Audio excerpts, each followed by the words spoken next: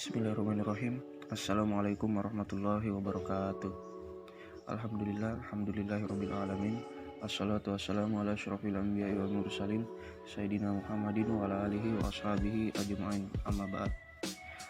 Pertama-tama marilah kita panjatkan puja dan puji syukur atas kehadirat Allah Subhanahu wa taala yang masih memberikan kita kenikmatannya hingga saat ini. Dan tak lupa kita curahkan salawat menyertai salam kepada baginda kita Nabiullah Muhammad SAW.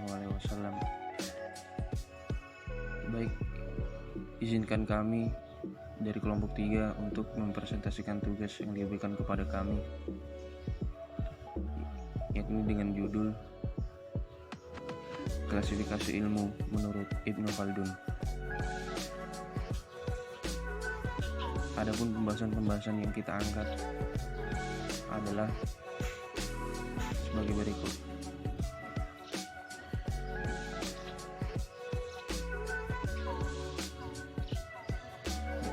Yang pertama adalah biografi singkat dari Ibnu Khaldun.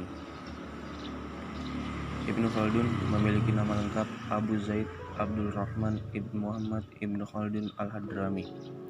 Ia lahir di Tunisia pada 7 Mei 1332. Wafat 19 Maret 1406. Ia sudah hafal Al-Quran sejak usia 12 tahun. Dan ia adalah seorang sejarawan, sosiolog muslim, filosof, ekonom, politisi, dan juga seorang pendidik. Dari semua predikat yang diberikan, ia lebih dikenal dengan pencerah para sosiolog yang lahir pada awal Ramadan. Sebagai orang yang suka bertualang, menjadikan Ibnu Khaldun tumbuh menjadi pribadi yang penuh inspirasi. Inspirasi tersebut akhirnya dituang di sebuah karya ilmiah yang kemudian hari dijadikan rujukan dan perhatian para intelektual. Karya yang terkenal sampai sekarang adalah Kitab Muqaddimah atau pendahuluan yang mengantarkan buku utamanya Al-Ibrar wa Diwan, Al-Mubtada wa Al-Khabar fi Ayyam Al-Arabi wal Ajami wal Arbar wa man asrahum min zawi al-surran al-akbar. Dan yang kedua adalah ilmu akliyah dan ilmu nakliyah. Dalam pandangannya Ibnu Khaldun mengenai materi pendidikan, Ibnu Khaldun mengklasifikasikan ilmu pengetahuan yang banyak dipelajari manusia menjadi 2 macam, yaitu yang pertama adalah ilmu tradisional atau ilmu nakliyah, adalah ilmu yang bersumber dari Al-Quran dan hadis, yang dalam hal ini peran akal hanyalah menghubungkan cabang permasalahan dengan cabang utama, karena informasi ilmu ini berdasarkan kepada otoritas syariat yang diambil dari Al-Quran dan hadis. Ilmu-ilmu yang termasuk ke dalam ilmu nakliyah antara lain yaitu ilmu tafsir, ilmu qiraat, ilmu hadis, ilmu ushul fiqh, dan ilmu takbir mimpi. Dan yang kedua, ilmu filsafat atau rasional, akliyah. Ilmu ini bersifat alamin bagi manusia yang diperolehnya melalui kemampuan untuk berpikir.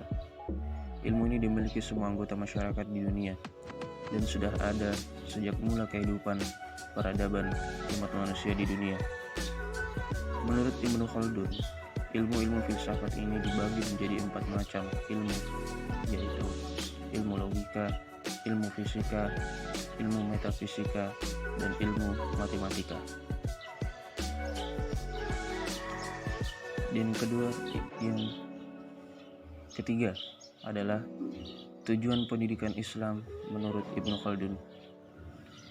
Dalam konsep pendidikan, Ibnu Khaldun lebih mendominasikan tujuan agama dan akhlak pada berbagai tujuan, metode, alat, dan tekniknya bercorak agama, termasuk segala hal yang diajarkan dan diamalkan dalam lingkungan agama dan akhlak, serta berdasar pada Al-Quran serta peninggalan orang-orang terdahulu yang soleh. Fatiyah Hasan menjelaskan bahwa tujuan pendidikan Al-Quran menurut Ibnu Khaldun yang pertama, memberikan kesempatan kepada pikiran untuk aktif bekerja, mengingat karena hal ini penting untuk terbukanya pikiran dan kematangan seseorang yang akhirnya dapat bermanfaat bagi masyarakat. Yang kedua adalah memperoleh ilmu pengetahuan untuk mewujudkan masyarakat yang maju dan berbudaya. Dan yang ketiga, memperoleh pengetahuan untuk mencari penghidupan. Berdasarkan uraian di atas, dapat disimpulkan bahwa tujuan pendidikan yang dimaksud adalah untuk mencapai tujuan-tujuan agama dan akhlak atau tujuan-tujuan kemanfaatan yang tidak bertentangan dengan agama dan akhlak. Dan yang terakhir adalah metode pembelajaran menurut Ibnu Khaldun. Pembahasan mengenai metode pembelajaran juga dibahas dalam kitab Muqaddimah.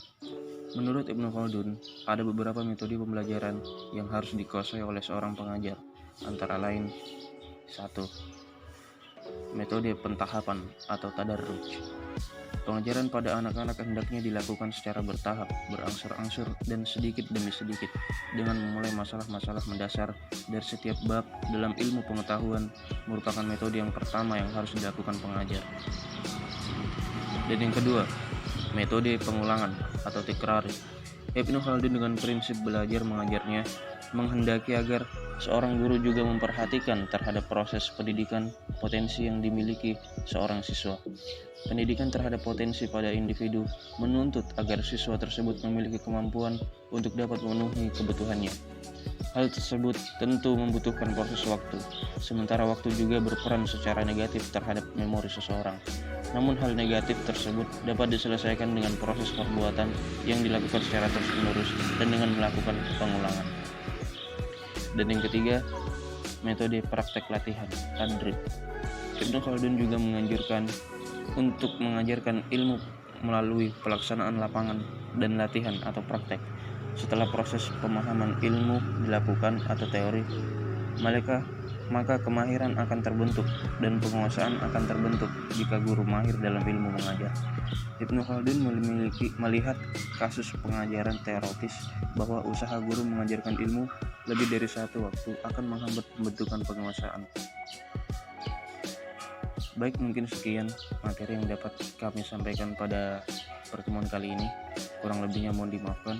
Syukron. Assalamualaikum warahmatullahi wabarakatuh.